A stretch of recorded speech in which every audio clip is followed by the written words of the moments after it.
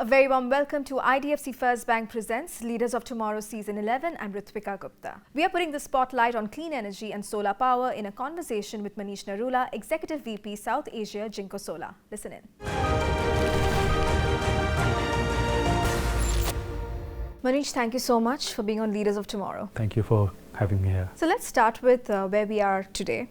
We are at a critical junction, where there need to be proactive measures taken to shift to clean energy. So tell me, how do you view this scenario globally? How are other countries, sort of fighting against the challenges?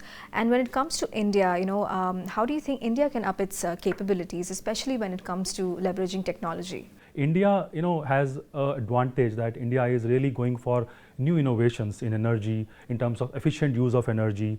So India has the possibility to adopt all the clean sources of energy for its future growth. Sure. India is more committed than rest of the world for installation of solar or green or clean energy sources. All the developed nations are now looking towards 100% solar plus storage kind of future, because that is much more needed to avoid climate change, to avoid global warming, and to see the catastrophic effect of all these challenges that we face these days. Picking up from what you said, have these challenges sort of proven to be roadblocks for the development and growth of your company? There are some challenges, yes, but yeah, we have to find a way to mitigate those challenges.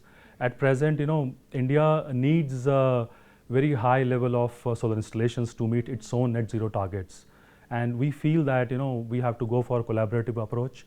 We should look at all the possible supply chains that can support to India's quick installation targets, in terms of making use of high innovation technologies, making use of high efficient products, which will not be more greener but also more price effective.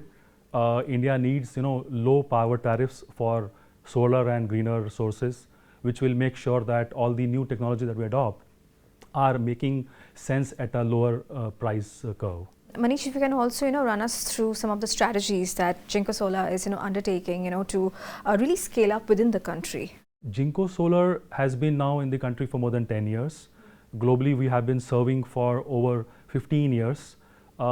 Jinko Solar presently has lots of new innovative products, and whatever we earn, we spend it back on research and development of making further high innovative technologies. We have beaten world records for efficiency almost 25 times. So presently we have products which are served in almost 180 countries.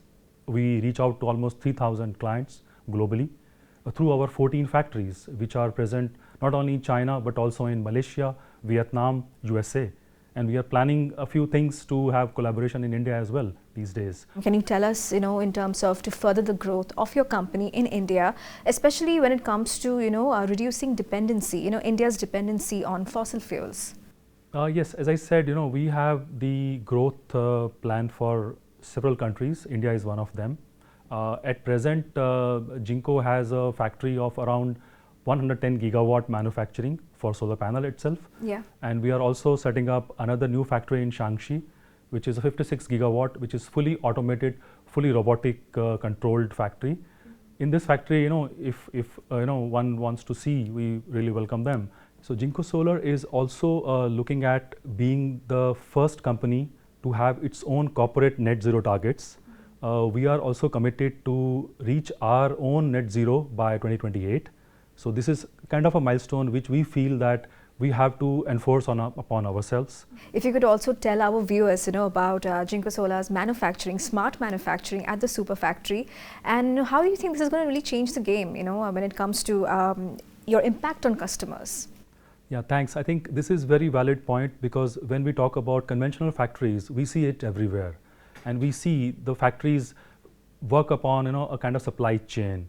When we see the supply chain, it needs a lot of logistics.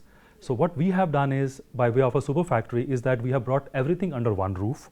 So if I may take you through the supply chain of a conventional solar factory, is that it starts from a wafer, which is very thin wafer, which converts back into a solar cell. And that each cell, when it assembled into a solar panel, it becomes a very high powered, high efficient power generating equipment. So in conventional factories, we have these wafers and cell and solar module factories at quite a far distant, sometimes even thousands of kilometers away. So what we have created here is we have created all under one roof, where we can achieve the final product within 7 days as against previously 60 days of production. So Manish, as we are wrapping up this interview, tell us, some of the factors, because you mentioned about the 200 gigawatt milestone that you achieved, some of the factors that contributed to that and some of the lessons that you have learned along the way. So we have learned lots of lessons, but there are some key takeaways from that, and we want to take pride in that. Jinko Solar has been innovating into new technologies all along. We are not only here to sell the products, but also to give a lot of innovations back to the industry, where it can use the solar power through minimum land use with a least cost and low power tariff, and it can be quickly adopted in terms of limited logistics cost, limited time to reach the product from factory to the project sites. Right. Well, I think those were some really insightful takeaways, Manish. Thank you so much for being with us on Leaders of Tomorrow. Yeah, it's a pleasure again. Thank you.